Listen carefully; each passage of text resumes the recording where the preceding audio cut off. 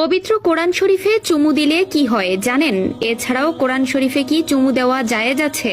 আমাদের অনেক সময় কোরআন শরীফের সাথে অসম্মানের আচরণ হয়ে গেলে অথবা তেলাওয়াতের আগে পরে স্বাভাবিকভাবে আমরা কোরআনে চুমু দেই, চোখে লাগাই, বুকে লাগাই, এমনকি অনেক ক্ষেত্রে মাথার সাথেও লাগিয়ে থাকি। এক্ষেত্রে আমাদের আমলনামায় কি আলাদাভাবে কোনো সওয়াব যোগ হতে পারে? এ সম্পর্কে ইসলামী শরিয়া এবং আমাদের প্রিয় নবী হযরত মুহাম্মদ সাল্লাল্লাহু আলাইহি ওয়াসাল্লাম কি বলে গিয়েছেন বিস্তারিত জানাবো আজকের এই ভিডিওতে। এছাড়া অসতর্কবশত কোরআন মাজিদের সঙ্গে অসম্মানজনক কিছু হয়ে গেলে সেক্ষেত্রে আপনারা কি করবেন সেটাও জানতে পারবেন আজকের ভিডিও থেকে। তাই আপনি যদি একজন মুসলিম হয়ে থাকেন তাহলে এই ভিডিওটি আপনার জন্য খুবই গুরুত্বপূর্ণ, তাই ভিডিওটি না টেনে শেষ পর্যন্ত দেখতে থাকুন। প্রিয় দর্শক, পবিত্র আল কোরআন মহান আল্লাহ তাআলা প্রদত্ত এবং রাসূলুল্লাহ সাল্লাল্লাহু আলাইহি ওয়াসাল্লামের উপর নাজিলকৃত এক আসমানি কিতাব। তাই আপনি যদি পবিত্র আল কোরআনকে ভালোবেসে থাকেন তাহলে অবশ্যই ভিডিওটি শেয়ার করে দিবেন।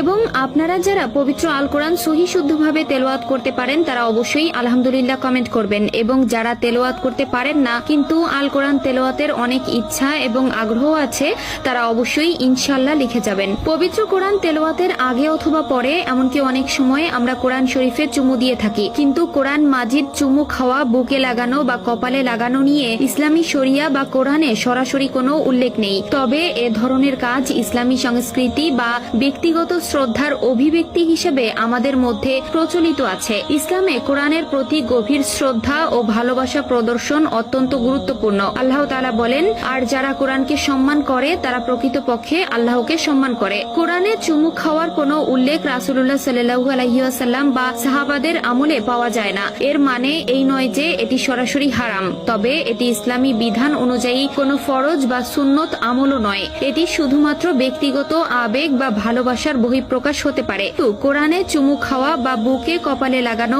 শরিয়াতে বাধ্যতামূলক নয়। ইসলামে যে কোনো ইবাদত বা আমল যদি রাসূলুল্লাহ সাল্লাল্লাহু আলাইহি ওয়াসাল্লাম বা সাহাবাদের মাধ্যমে প্রমাণিত না হয় বিদআত হিসাবে বিবেচিত হতে পারে। নবী করিম সাল্লাল্লাহু আলাইহি ওয়াসাল্লাম বলেছেন, যে ব্যক্তি আমাদের দ্বীনে এমন কিছু যোগ করে যা এর অংশ নয় তা প্রত্যাখ্যিত। সহিহ বুখারী ও মুসলিম শরীফ। তবে এটি যদি ব্যক্তিগত শ্রদ্ধার বহিঃপ্রকাশ হয় এবং এতে কোনো শিরক বা বিদআতের উপাদান না থাকে সেক্ষেত্রে কোরআন শরীফে চুমু খাওয়া জায়েজ আছে। এবং অসতর্কতাবশত কোরআন মাজিদের সঙ্গে অসম্মান কোনো কিছু হয়ে গেলে সেক্ষেত্রেও চুমু দিতে নিষেধ নেই। তবে তখন মূল করণীয় হলো অসতর্কতার কারণে লজ্জিত হওয়া এবং তওবা ইস্তেগফার করা। তবে সর্বোত্তম শ্রদ্ধা হলো কোরআন যথাযথভাবে তেলাওয়াত করা, এর শিক্ষা গ্রহণ করা এবং আল্লাহর আদেশ মেনে চলা।